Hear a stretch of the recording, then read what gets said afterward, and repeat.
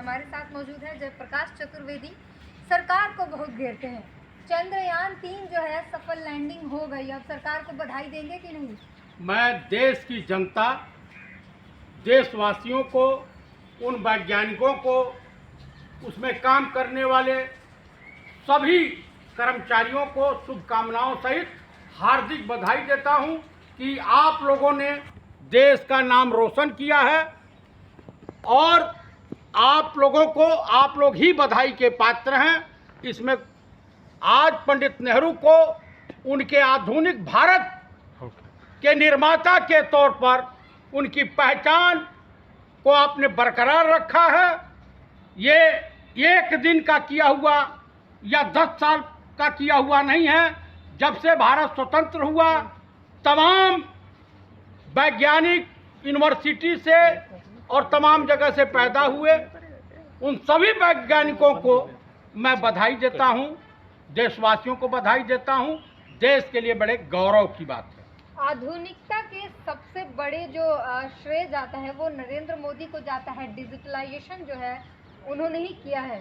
अच्छा, ये कंप्यूटर भी 2014 के बाद आया है। तमाम मोबाइल जो है 2014 के बाद आया है। इस देश में फोन वगैरह, तमाम टीवी, कैमरा सब 2014 के बाद आया है। मीना कुमारी और मुगले आजम जो पिक्चर की हीरोइन थी, मधुबाला, दिलीप कुमार, ये थे ही नहीं।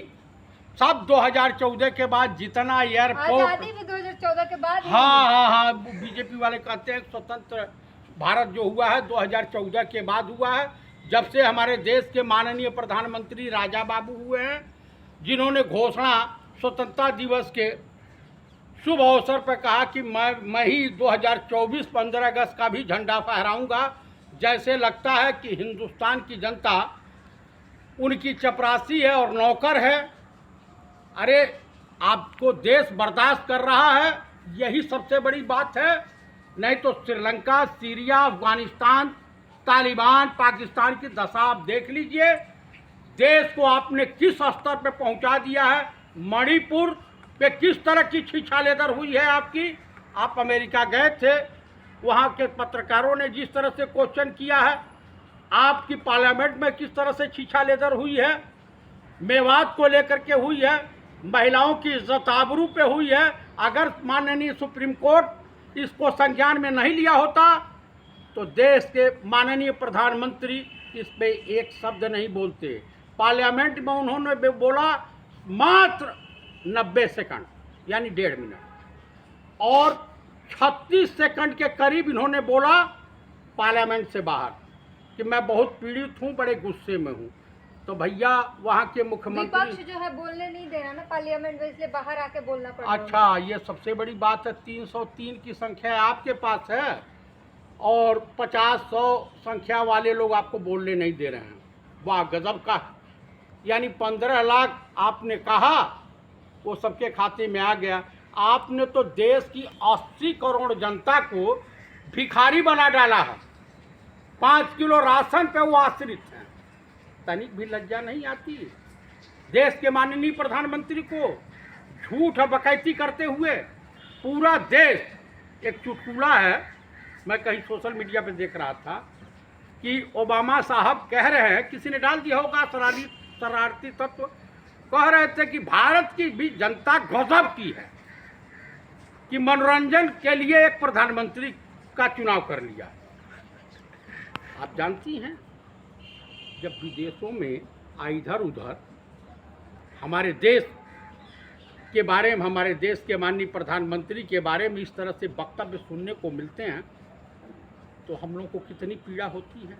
आपको कुछ पीड़ा नहीं होता, आपको खुशी होती है। आप लोग कांग्रेसी हैं, कांग्रेस के लिए सोचते हैं। ये प्रधानमंत्री को सिर्फ बुरा बुरा बोलते हैं, टारगेट बना लिया है। मैं अटल जी की बुराई हम लोग नहीं करते।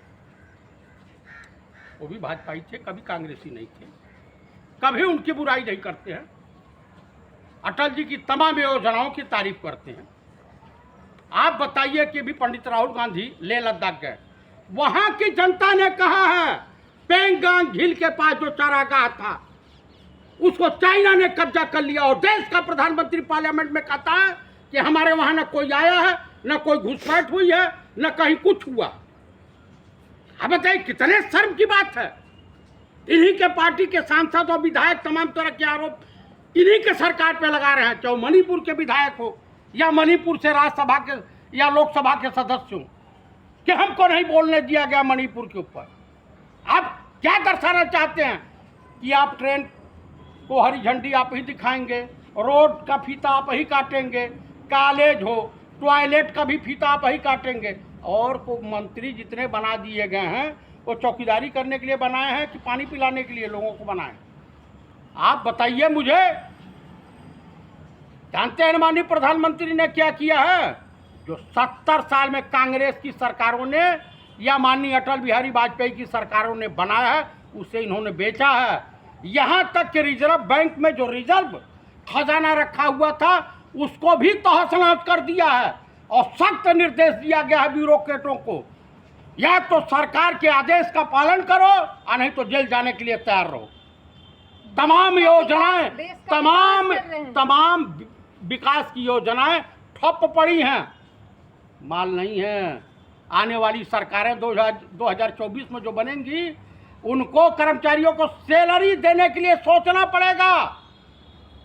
1 लाख कुछ हजार करोड़ रुपया इन्होंने बट्टे खाते में डाल दिया।